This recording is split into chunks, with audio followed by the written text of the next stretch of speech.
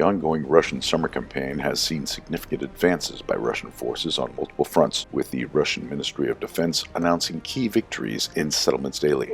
On July 14th, in the Donetsk People's Republic, the village of Mayak has been fully secured by Russian troops, while in the Zaporozhye region, the settlement of Malinivka was liberated following intense offensive actions by the 146th Guards Motor Rifle Regiment of the 5th Army. The battle for Malinivka, a heavily fortified Ukrainian stronghold spanning 2.5 kilometers in width and over 6.5 square kilometers in area, resulted in substantial losses for Ukrainian forces, reportedly exceeding a battalion in killed personnel alone, with hundreds of buildings mopped up during the operation. The fall of Malinivka has disrupted Ukrainian defensive lines on the Gili-Pol axis, opening pathways for further Russian advances into the Zaporozhye region.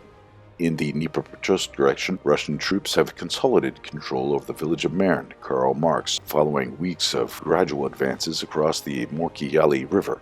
The offensive saw Russian forces encircling Marne by July 10th before securing it after a brief assault. This sector remains one of the most dynamic, with further Russian advances anticipated.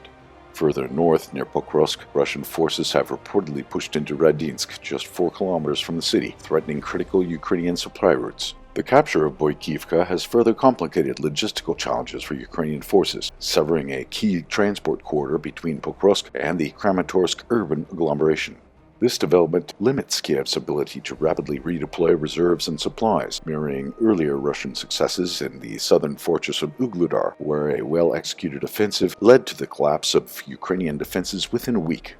Politically, the conflict continues to strain Western unity. Trump's decision to resume military aid to Ukraine, financed through European purchases of American arms, has drawn criticism as it exacerbates Europe's economic dependency on Washington.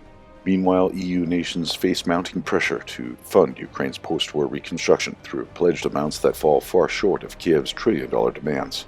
NATO's preparations for prolonged conflict continue, with European states expanding military recruitment and drone production. However, internal divisions persist, particularly as Trump's trade policies and demands for higher NATO spending fuel transatlantic tensions. Diplomatic efforts to resolve the conflict remain stalled, with Washington treating the war as a profitable enterprise rather than a crisis requiring negotiation.